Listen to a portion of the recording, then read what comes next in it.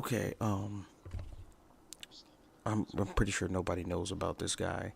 He invented the Super Soaker.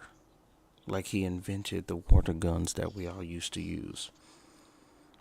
Which is amazing because I didn't even know that a black person actually did invent that. But before all of that, he was an aerospace engineer. So he built rockets first, and he he used to work on the U.S.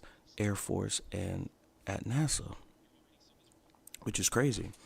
So oh crap, somebody with that type of background made the Super Soaker, which is amazing.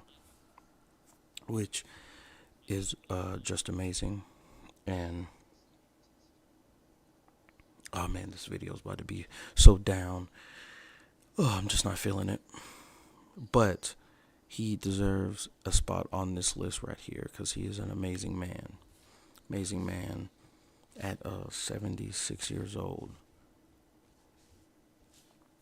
Um, I don't know. There's not really. I mean, he has tons of accomplishments.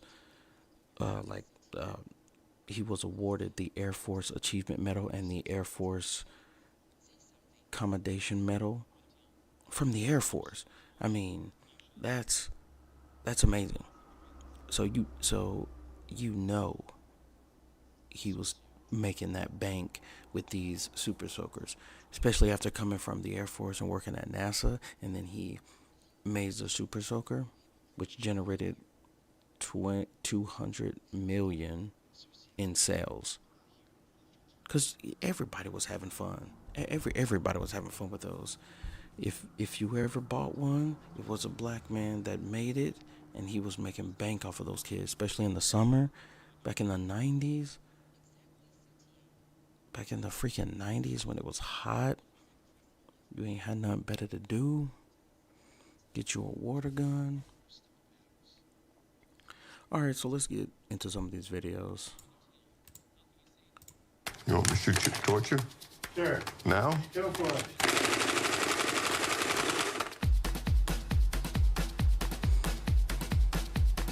At one point, just about all the toy guns, the water guns, Super Soaker, of course, and a good percentage of the Nerf dart guns were all based on my patents. I actually set out to grab the dart gun market as well as the water gun market, and was successful at doing that.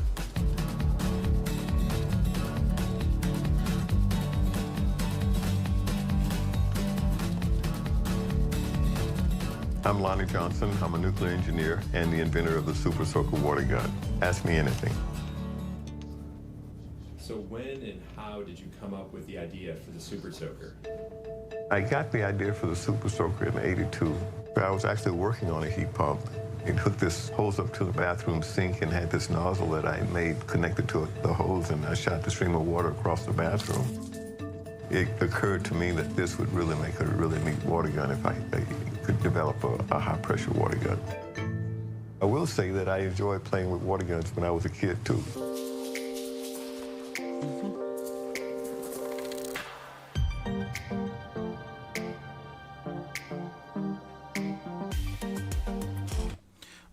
But that's just so cool too. It's almost like when you're doing one thing and it inspires you to do something else. You know, that's actually pretty cool. Where he was working on something else, but it inspired you to be like, I could use this to make something else. And once you believe in yourself, it turned out very profitable, which is amazing. So, whole purpose of the story, you got to get out and do something. Just don't do nothing. Get out and do something. And then it might not be right. It might not be the right thing then, but maybe that can help you find what you want to do later. You just got to get out and do something. And be good at it. Don't half-ass anything. Be good at it. Did your colleagues know about your inventions and what you were working on? I remember one picnic that we went on. This was my second tour of duty in the Air Force. This major who outranked me asked me what was it that I had in my hand. I told him it was my water gun, sir. He asked me if it worked, and I shot him. After that, things just went crazy. We were throwing beer and everything else, water, buckets, ice. We had a lot of fun. I was pretty clear that I wanted to be an entrepreneur. I was ready to strike out on my own. I put in my request for separation from the Air Force. I was leaving the military and fell flat on my face. I mean, things just could not have gone worse for me. I had been talking to a number of companies, and for one reason or another, something would go wrong. One company actually went out of business. So, what kept you going after so many disappointments? I felt that if I could get something straightforward like a toy that just about anybody could understand and appreciate, I could get the revenue from that and be able to feed myself from that. And so the frustration happens, then I just pull myself back up to the bench and get back to work.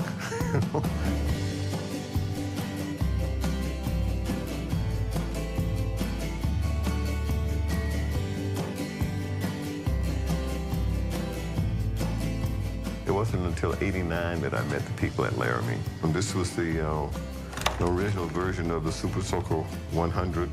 They were impressed with the way the gun worked. The rest is history. You can see this is a beverage bottle here that I was using to make this prototype.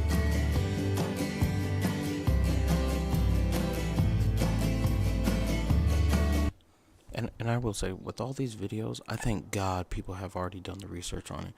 Because if I had to do the research for every single day that I find somebody to go live about for Black History Month, this would have taken me way too much time.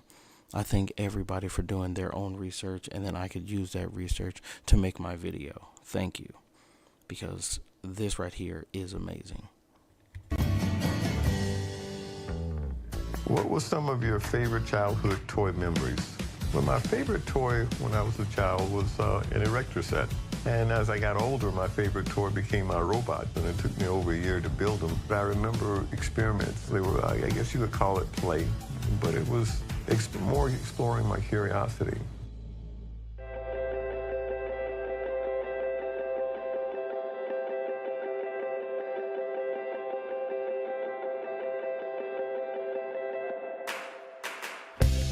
Growing up in Alabama, all the rules that applied under the racist environment, riding on the back of the bus, white-only restrooms and, drinking out of certain fountains, that was just the way of life. The things that were important to us came from our family. So your father, he was a handyman. What kind of effect did that have on you? I used to watch my father work and repair things around the house because I was always curious about how things worked and how you put things together to make them work. Fast forward, my older son, when he was about 4 years old, he would actually stand in my chair and lean over my shoulder and watch me work on my lathe. And he would stand there for hours. He's an engineer now. As my younger son, they're both engineers. So this is the laboratory. I feel silly walking around. What do you want me to do?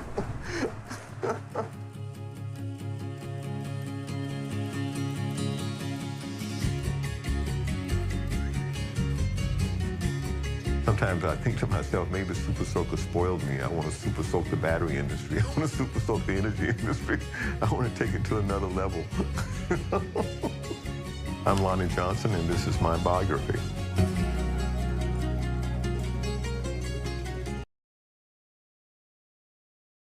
I feel that. All right, so we got another video. Did you know the Super Soaker was accidentally created by an engineer at NASA?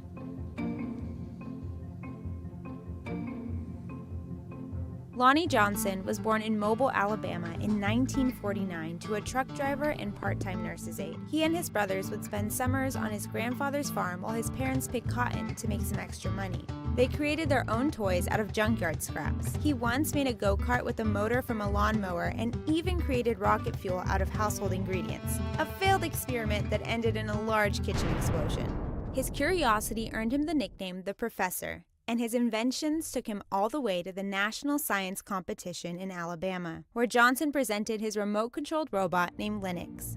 a robot built from scraps, his brother's walkie-talkie, and his sister's reel-to-reel tape recorder. Johnson was the only black student present and left with the pride of winning first prize. When he reached high school, the eager inventor took a career placement test that claimed he had little aptitude for engineering. He wondered if race was a factor in his results, but didn't let that stop him. Johnson went on to graduate from Tuskegee University with 2 back-to-back degrees in mechanical engineering and nuclear engineering. This led him to work on projects all over the nation, like the U.S. Air Force stealth bomber, NASA's Saturn Cassini mission, and the Galileo mission to Jupiter and its moons. Even as his career blossomed as an engineer, his passion for creating didn't stop.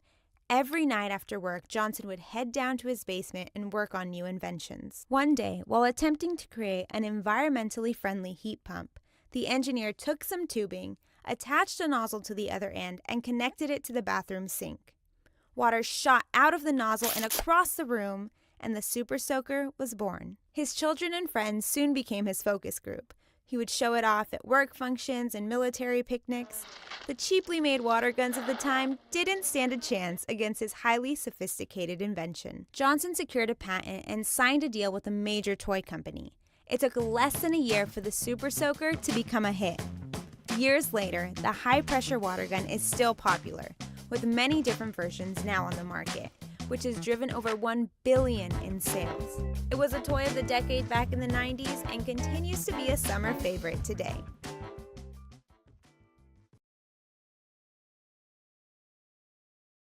I think that was a decent look on him, on Lonnie Johnson making that super soldier. Really not too much today, because like I said, black people probably didn't know who the hell was making a super soldier yet. That was the main thing used on a hot summer day. So I'm just making black people aware. So I think that would be the end of episode 10 today. It's a very light one. Be honest with you, I'm kind of angry at myself because I wasn't feeling necessarily up to do this, just tired as hell. But we still do it. We still